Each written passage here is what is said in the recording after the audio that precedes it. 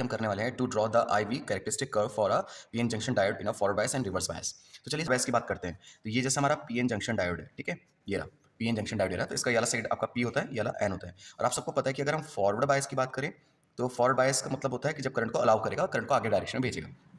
तो forward bias की condition ये होती है बच्चों कि जो पॉजिटिव टर्मिनल है वो आपका पी से कनेक्टेड होना चाहिए, आउटपुट डीसी का, और जो नेगेटिव है वो आपका यहाँ से एन पे कनेक्ट होना चाहिए। ये रूल होता है इतना सा, ठीक है। ये आपने अपनी क्लासेस में भी पढ़ा होगा। पर आपको क्या करना है कि करंट जा रहा है कि नहीं जा रहा है उसको मेजरमेंट करने के लिए आपने यहाँ पे क्या लगाया बच्चों, एक छोटा सा अमीटर, ठीक है। तो यहाँ पे आ गया आपका अमीटर। अब देखो यहाँ से जो पॉजिटिव था वो तो पी पे चला गया, और जो नेगेटिव है वो जाएगा अमीटर के पॉजिटिव पे, फिर यहाँ से नेगेटिव आके यहाँ से आपका आउटपुट डीसी के नेगेटिव पे, ठीक है। और बीच में आपको क्या कनेक्शन करना है, वोल्टेज का, क्योंकि वी आई कर्व है तो आई तो मेजरमेंट होगा इसके थ्रू, अमीटर के थ्रू, और वोल्ट मीटर के थ्रू आपका क्या क्या मेजरमेंट हो जाएगा बच्चों, वोल्टेज। तो इसका पॉजिटिव और नेगेटिव। देखिए जो मैंने डायग्राम बनाया ना मेरे बच्चों, वही आप अब यहाँ पे भी करने वाले हैं। देखिए कैसे, सबसे पहले क्या करते हैं, देखिए इसका जो रेड है ना वो पॉजिटिव को इंडिकेट कर रहे हैं, और जो ब्लैक है वो नेगेटिव को इंडिकेट कर रहा है। ये आप देख रहे हैं यहाँ पे साफ साफ मेंशन है फॉरवर्ड बायस। तो सबसे आउटपुट डीसी ये है, इसका जो पॉजिटिव है, आउटपुट डीसी का पॉजिटिव कहाँ जा रहा है, पी के, जो फॉरवर्ड बायस है उसके पी पे। तो ये है फॉरवर्ड बायस, इसका पी ये वाला साइड है, तो हमने यहाँ कनेक्ट कर दिया। फिर ये क्या कह रहा है कि इसका जो नेगेटिव टर्मिनल है, यानी कि जो इसका एन है, जो एन वाला पोर्शन है, जो आगे वाला है, वो अमीटर के पॉजिटिव जा रहा है। अमीटर ये रहा, इसका पॉजिटिव ये है रेड वाला, ठीक है ना। तो इसका नेगेटिव यानी कि इसका एन हमने अमीटर के पॉजिटिव पे लगा दिया बच्चों, ठीक है। जैसे यहाँ पे दिख रहा है साफ साफ कि आउटपुट डीसी का पॉजिटिव गया था पी पे, और जिसका नेगेटिव एन था वो गया किस पे, अमीटर के पॉजिटिव पे। अमीटर के पॉजिटिव पे जाने के बाद अमीटर का जो नेगेटिव है वो कहाँ जा रहा है, आउटपुट डीसी के नेगेटिव पे। तो देखो अमीटर का नेगेटिव कहाँ पे है, अमीटर का नेगेटिव ये है मेरे बच्चों, ठीक है। और इसका कहाँ जा रहा है कनेक्शन, अमीटर का नेगेटिव जा रहा है आपका आउटपुट डीसी के नेगेटिव पे। तो कनेक्शन यहाँ तक कंप्लीट हो गया। अब आप देख रहे होंगे बीच में हमने क्या जोड़ रखा है, वोल्ट मीटर जोड़ रखा है। अब वोल्ट मीटर को कैसे कनेक्ट करेंगे, देखो वोल्ट मीटर का जो पॉजिटिव है वो पॉजिटिव से कनेक्ट होगा डीसी के। देखो वोल्ट में आउटपुट का जो डीसी का पॉजिटिव है, जो कि ये रहा हमारा आउटपुट डीसी का पॉजिटिव, ये वाला हमारा कहाँ जाएगा बच्चों, ये जाएगा हमारा वोल्ट मीटर के पॉजिटिव, तो ये चला गया वोल्ट मीटर के पॉजिटिव में। और आउटपुट डीसी का जो नेगेटिव है, इसका जो नेगेटिव है वो वोल्ट मीटर के नेगेटिव में जाएगा। तो आउटपुट का जो नेगेटिव है वो कहाँ जाएगा आपका, वोल्ट मीटर के नेगेटिव में। तो इस तरह से आपका कनेक्शन कंप्लीट हो गया। चलिए देखते हैं कि मैं कनेक्शन सही किया कि नहीं। देखिए मैं आपको दिखाता हूँ, आप क्या करेंगे बच्चों, देखिए हमने क्या करना है, सबसे पहले इसको रोटेट करके देखना। देखिए यहाँ पे कोई ना कोई चेंजेस आ रहे हैं, नीडल में आप देखेंगे डिफ्लेक्शन हो रहे हैं, डिफ्लेक्शन दोनों जगह हो रहे हैं, इसका मतलब आप कनेक्शन सही करें। अब देखिए बच्चों, क्योंकि हमारे पास दो डिवाइस हैं, एक तरफ वोल्ट मीटर लगा है, एक तरफ क्या लगा बच्चों आपका अमीटर लगा हुआ है ना। तो जब हम फॉरवर्ड बायस चलते हैं तो फॉरवर्ड बायस में आपको याद रखना है कि आपको लो वोल्टेज बहुत ज़्यादा नीड नहीं होती बेटा। तो आप वोल्टेज कितनी लेंगे, 0 से 3 वोल्ट तक लेके चलेंगे, और जो वोल्टेज होगा, ठीक है, वोल्ट 0 से 3 वोल्ट ही हो गया। और जो आपको करंट चाहिए बेटा वो कहाँ से कहाँ तक होगा, 0 से लेकर आपका 10 मिली एम्पेयर करंट, ठीक है। यहाँ पे हम करंट लिख देते हैं, ये इलेक्ट्रिक पोटेंशियल है और ये आपका करंट है, याद रखना है, ठीक है। अब आप देख लेंगे जैसे कि आपके पास ये डिवाइस है, इस डिवाइस में दो तरह नंबर लिखे हुए हैं। एक तरफ लिखा गया है जो नंबर ऊपर की तरफ से, एक जो नंबर लिखा गया है वो नीचे की तरफ को है। जो नंबर ऊपर की तरफ को मेरे बच्चों, उसमें आपको याद रखना है कि जैसे 0, 5, 0.5, 1, 1.5, 2, 2.5 और 3, तो ऊपर वाली वोल्टेज लेके चलनी है क्योंकि ये फॉरवर्ड बायस की है, जबकि नीचे वाली किसके लिए, बैकवर्ड बायस के लिए, क्योंकि वहाँ पे हमें ज़्यादा वोल्टेज की रिक्वायरमेंट होती है। सेम ऐसे बच्चों हमारा इसमें भी है, करंट में भी आप देखेंगे कि 0 से लेकर एक जगह 10 लिखा है और एक जगह 0 से लेकर 100 तक लिखा है। जो 100 वाला है वो वाला आपका होता है बच्चों किसके लिए, बैकवर्ड बायस के लिए। तो अभी मैंने आपको लिमिट बताई ना कि लिमिट कहाँ से कहाँ तक है। फॉरवर्ड बायस के लिए आपको कहाँ से कहाँ ले जाना है, 0 से 3 तक ले जाना है, और अमीटर में 0 से 3 तक लेके जाना है, और अमीटर में आपको 0 से 10 तक लेके जाना है, ठीक है बच्चों। चलो अब क्योंकि हमारे पास एपरेटस दो हैं, एक हमारे पास वोल्ट मीटर है, एक हमारे पास अमीटर है, ठीक है। एक वोल्ट मीटर है, एक हमारे पास अमीटर है।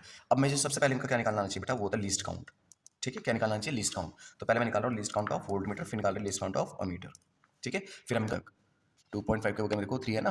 तो देखो 0 से लेकर 0.5 तक, यानी कि मैं इसकी बात कर रहा हूँ 0 से 0.5 तक की जो बात कर रहा हूँ बच्चे में, देखो तो लीस्ट काउंट होता है कि सबसे छोटा वो कितना नंबर तक मेजरमेंट कर लेगा, 0.5 है सबसे पहले, ठीक है, 0.5 है, फिर 1 है, ठीक है। नीचे वाले को नहीं देखना, जो 5 वाला है वो तो बैकवर्ड बायस है। देखो जैसे मेरे पास ये कुछ इस तरह का इसमें स्केल है, यहाँ पे 0 लिखा है, यहाँ पे 1 2 3 4 5, 1 2 3 4, जो 5 वाला है उसमें लिखा है 0.5। वैसे 10 डिवीजन इनके बीच में, यहाँ 1 है, 1 2 3 4 एंड 5, 1 2 3 4 एंड 5 पे हमारा 1.5 है। फिर ऐसे 1 2 3 4 5, 1 2 3 4 एंड 5, ठीक है। ऐसे आपका चल रहा बेटा कहाँ तक, 1 2 3 4 5, 1 2 3 4 5, 2.5, 1 2 3 4 5, 1 2 3 4 एंड ये 3। तो कुछ इस तरह का आपका वोल्ट मीटर का वो बना है, ठीक है बेटा। अब सुनिए आप ध्यान से कि जब हम लीस्ट काउंट निकालते हैं, least count of electric potential, तो कैसे निकालेंगे। सबसे आप पहले आपको ये देखना है कि यहाँ से लेकर यहाँ तक कितने डिवीजन बने, 10 डिवीजन बने, किसमें 0.5 के वोल्ट में, 0 से लेकर 0.5 के बीच में आपके 10 डिवीजन बने। 10 डिवीजन है 1 2 3 4 5 6 7 8 9 एंड 10, 10 डिवीजन बने, तो इसका जो लीस्ट काउंट आएगा वो आएगा 0.05। इसका मतलब हर एक रीडिंग 0.05 की है, मतलब ये वाला ऐसा है बच्चों 0.05, ऐसी है 0.05, 0.05। सबको ऐड करते करते चलोगे तो यहाँ तक आपका 0.05 मिला के 0.5 आ जाएगा। ठीक है बच्चों, तो ये तो था लीस्ट काउंट किसके लिए, वोल्टमीटर के लिए।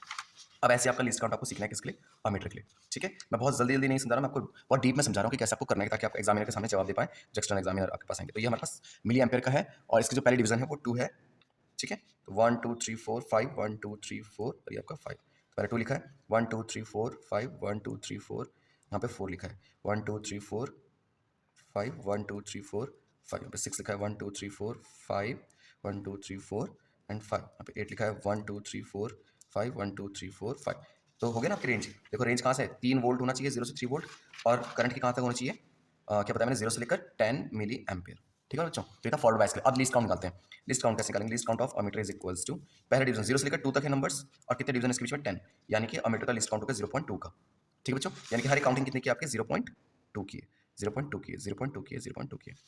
ठीक है बच्चे, तो ये तो था आपको लिस्ट काउंट निकालने वाला। अब चलिए वी आई कर्व बनाते हैं। ठीक है, वी आई कर्व आपका बहुत ही ज़्यादा इजी है, उसके लिए पहले हम रीडिंग निकाल लेंगे दोनों के लिए। ठीक है, वोल्टेज मैं आपको बता रहा हूँ 0 से लेकर 3 वोल्ट होती है, और 0 से लेकर आपका 10 मिली एम्पियर। ठीक है, बहुत डीप में समझा रहा हूँ ताकि आप लैब में जाकर डायरेक्टली परफॉर्मेंस कर पाएं। चलो अब हमने कैसे करना है देखो, यहाँ पे मैं रीडिंग देता रहूँगा, यहाँ पे मैं डालता रहूँगा। ठीक है, तो सबसे पहले इसको थोड़ा सा ऊँचा कर दूँ ताकि आपको दिखे, यहाँ पे। ठीक है, ठीक है, चलिए तभी क्या करते हैं कि यहाँ से हम स्टार्ट करता हूँ इसको। ठीक है, तो सबसे पहले बच्चों मैंने स्टार्ट किया, देखो ये अपना 3 वोल्ट पे रखा है, देखिए आप इसको 30 है ना, इसको 3 वोल्ट कर दिया। ये जो हमारे पास ये 100 है, इसको हमने 10 कर दिया। ठीक है, ये दोनों ऊपर ऑन कर दिया हमने। चलिए अब मैं यहाँ से, अगर आपको दिख रहा है साफ साफ, तो ये तो कनेक्शन है। अब मैं यहाँ से, ये रहा आपके पास, इसको आपको ट्यून करना है। ठीक है, अब मैं लेके चल रहा हूँ सबसे पहले 0 से लेकर, इसको लेके आया मैं सेंटर पे इसके, तो हर एक मैं इसके 0.5 पे लेके आया, देखो 2.5 पे।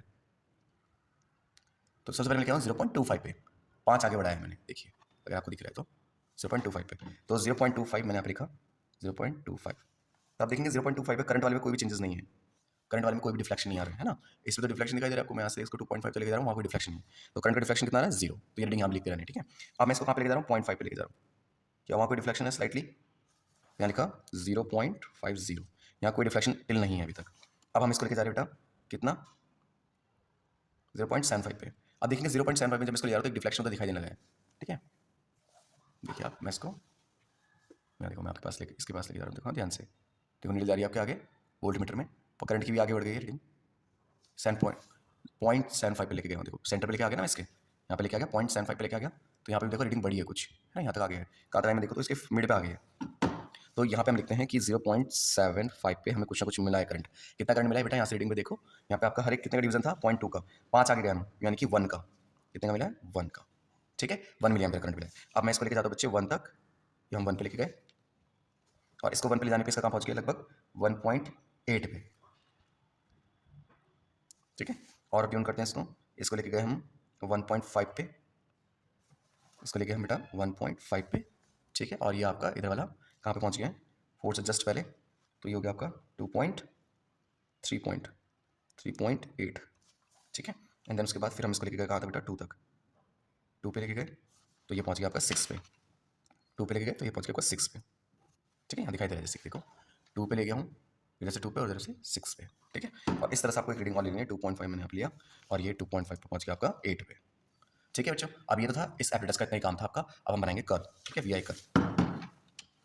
अब कर्व कैसे बनते हैं, क्योंकि एग्जामिनर तो आपसे कर्व मांगेंगे, आप कर्व बनाओ, कैसे बनता हो देखो। अब इसके रिस्पेक्ट में कर्व बनाना, अब देखो क्योंकि ये आई वी कर्व लिखा है, बहुत ध्यान से अगर आप पढ़ेंगे प्रैक्टिकल में, तो आई वी कर्व है, आई हमेशा ऊपर आना चाहिए, अब ये हमेशा नीचे आना चाहिए। आई हो गया जो कि मिली एम्पेयर में है, और यहाँ पे वोल्टेज आ गया आपके पास। ठीक है, आई वर्सेस वी का कर्व है।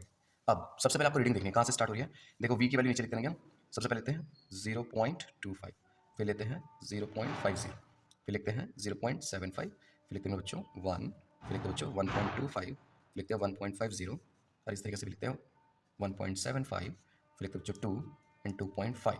ठीक है, और ऐसे ही आप चाहो तो आगे 3 तक ले जा सकते हो इसको। ठीक है, इतना हो गया। अब करंट का देखो, करंट की कितनी है, 0, फिर क्या आपका 1, फिर क्या आपका 2, फिर क्या आपका 3, फिर क्या है 4, 5, 6, 7 एंड 8, 9, 10। देखो सबसे पहले आपको जब 0.25 था तो कोई भी करंट नहीं मिला, तो यहाँ से लीनियर रहेगा। 0.50 तक भी कुछ नहीं मिला तो यहाँ पे भी लीनियर रहेगा। लेकिन 0.75 में कितना गया था, 1 पे, तो 0.75 पे 1 पे गया। इस वोल्टेज को मेरे बच्चे हम नी पोटेंशियल कहते हैं। नी वोल्टेज भी कहा जाता है या नी पोटेंशियल बोलते हैं, ठीक है। यहाँ से आपका उठना स्टार्ट हुआ। अब 2 पे करंट आपका 2 पे पहुंचा, जब हम यहाँ से कहाँ पे चले गए थे, देखो जब हम 1.5 पे गए, 1.5 पे आए तो यहाँ से करंट कहाँ पे पहुंच गया, 1 से 3.8 में। 1.5 में बच्चों ये रहा वोल्टेज का, और 3.8 यानी कि 4 यहाँ पे, यहाँ पहुंच चुका है हम, ठीक है। तो कर कुछ इस तरीके से उड़ जाएगा मेरे बच्चे आपका ऐसे, ठीक है। और ये फिर कुछ ऐसे ही चल जाएगा लीनियर आगे, और अगर आप करेंगे तो अगर मैं देखूँ यहाँ से 2, यहाँ से 2 ये रहा, और वहाँ पे कहाँ पहुँच गया बेटा आपका 8 पे, 2 पे कहाँ पहुँच चुका है ये 8 पे ऐसे।